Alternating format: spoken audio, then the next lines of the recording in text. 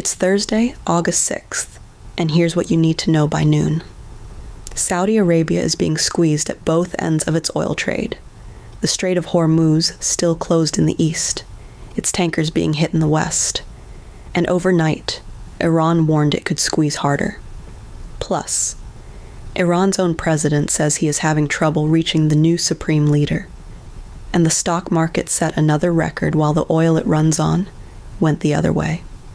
First, a promise we made yesterday. Yesterday we told you we would not call Michigan's Senate primary, because at our deadline it was not settled. It is settled now. Abdul El-Sayed won the Democratic nomination, and in Michigan's 13th district, Donovan McKinney unseated Congressman Sri Thanagar. Both races were called after we went to air. That is the whole update, and we are moving on.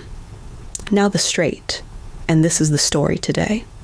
Start with the traffic, because it is the only thing in this story that cannot argue back.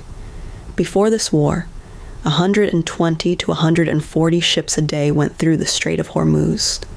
On the 22nd of July, 10 went through. The day before that, 16. On Monday of this week, 8. Whichever of those days you take, you are looking at something in the region of a 90% collapse in the waterway that carries about a fifth of the world's oil. Now the part that explains it, and this is the number to hold on to. Before the crisis, war risk insurance for that passage cost between 1% and 3% of a ship's hull value. It now costs between 7.5% and 10%.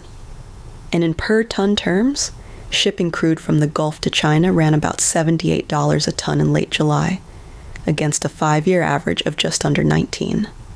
That is a little over 4 times normal, and it peaked around $140 a ton back in March. Do that arithmetic on a real ship. A large crude tanker carries 270,000 tons. At $78 a ton, the insurance alone, before fuel, before crew, before the cargo, comes to about $21 million for a single voyage. On the 5-year average, it would have been about $5 million. Marcus Baker, of the insurance firm Marsh, put the Red Sea in perspective against that. Insurers are charging more there too, he said, but nothing like Hormuz levels. That is what a closed strait actually looks like from the inside. Nobody has to forbid a crossing. They just have to make it cost $21 million. Which brings us to this week's claims, because they do sound like progress. Iran says it has reached an agreement with Oman on a proposed shipping route. The Treasury Secretary, Scott Bessent, said the United States and Iran could reach a deal to reopen the strait, and Iranian state media disputed that the same day. The president said, quote, "We'll know in 48 hours. He said that yesterday. Other reporting says there is no final agreement at all. Here's the shape of what is actually on the table, and we are telling you it's reported, not confirmed by anybody. A temporary 60-day arrangement. Ships coming in through northern lanes in Iranian waters, ships going out through southern lanes in Omani waters, no transit fees during that first period, with the possibility of maritime service fees later, for navigation, for environmental protection. And here's why 60 days of quiet does not settle it. 4 things are unresolved. Who administers the waterway after those 60 days? Who is allowed to collect a fee, and how? Whether American sanctions get waived enough that shipping companies can legally coordinate with Iranian authorities at all, and what the June 17th ceasefire actually meant, because its wording on control is vague enough that both sides read it their own way. We are not going to tell you the strait is opening. 8 ships on Monday, against 120 to 140 before the war, is not a strait that is opening. Now the other end, and this is the part that makes it one story instead of 2. When Hormuz closed in the east, Saudi Arabia moved its oil west, out through the Red Sea and the el-Mandeb Strait instead. You can see the shift in the volumes. Saudi seaborne crude through that route rose roughly 8-fold between March and the middle of July, against the same months last year. In February, it was about 7 million barrels. By June, it was close to 100 million. The cargo moved, then the missiles followed it.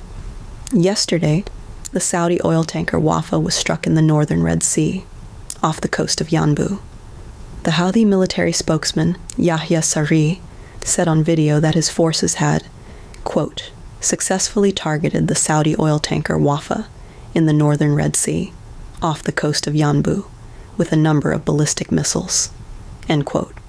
We need to be careful with that. It is a claim. There is no damage assessment, there are no casualty figures, and we have not seen independent confirmation. What we can tell you is that it is the 8th Saudi tanker targeted since this blockade began on the 22nd of July, and that the Houthis said openly they were escalating into the northern Red Sea because Saudi Arabia had started routing shipments there. They followed the diversion. So, closed at one end, under fire at the other. That is the squeeze, and it is measurable in both directions. Then overnight, the threat to widen it. Iran's foreign minister Abbas Araghchi held talks with his Saudi, Turkish, and Qatari counterparts, and with Pakistan's army chief. The message, according to a Gulf source, was this, quote, if America targeted Iran's infrastructure, they would retaliate by striking Gulf energy facilities, end quote. And Iranian officials pointed at a specific precedent, the September 2019 attacks on Saudi Aramco, which temporarily knocked out more than half of the kingdom's oil production. We are reporting that they raised it. We are not telling you who was responsible for it. That is their reference, not our finding. The Saudi response was not to threaten back. Crown Prince Mohammed bin Salman urged the president to delay military action and stay with diplomacy. Qatar and Oman also called for talks to resume. There is one more thing in the file today, and it may explain more than anything else in it. Iran's president, Masoud Pezeshkian, says that communicating with the country's new supreme leader is, quote, very difficult. That is the president of Iran, saying he is having trouble reaching the man above him. The new supreme leader is Mojtaba Khamenei. He took the office after his father, Ayatollah Ali Khamenei, was killed in the opening American and Israeli strikes of this war. And since then, he has not appeared in public. Not once. We are going to stop exactly there. We are not going to tell you he is ill, or hiding, or being managed by somebody else, because we do not know any of that, and neither does anyone saying otherwise. What we can say is narrow, and it is enough.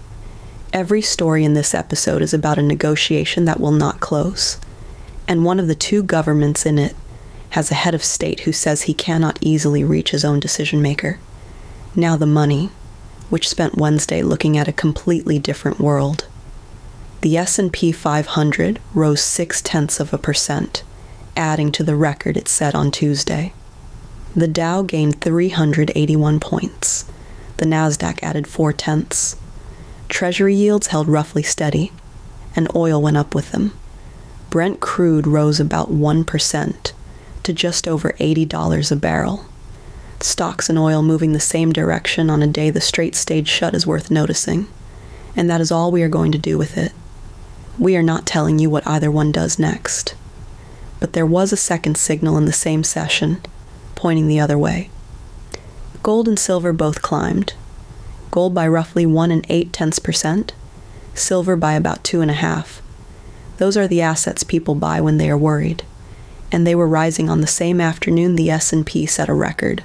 So the tape was doing two things at once, buying the recovery and buying the insurance. We are not going to tell you which one is right. Two company notes underneath that. Disney beat forecasts, helped by Toy Story 5, and SpaceX fell, after saying it is increasing what it spends on artificial intelligence, a beat on earnings, and a fall on spending, in the same session. What to watch. The president's own 48-hour clock, which he started yesterday. Whether that Iran-Oman route moves a single additional ship, that is the only number that will actually settle this. And whether the northern Red Sea sees a 9th tanker. That's Thursday caught up. A strait that's still shut, a sea route that's being shot at, and a leader nobody can reach. We keep it straight, and we keep it quick. This is no by noon.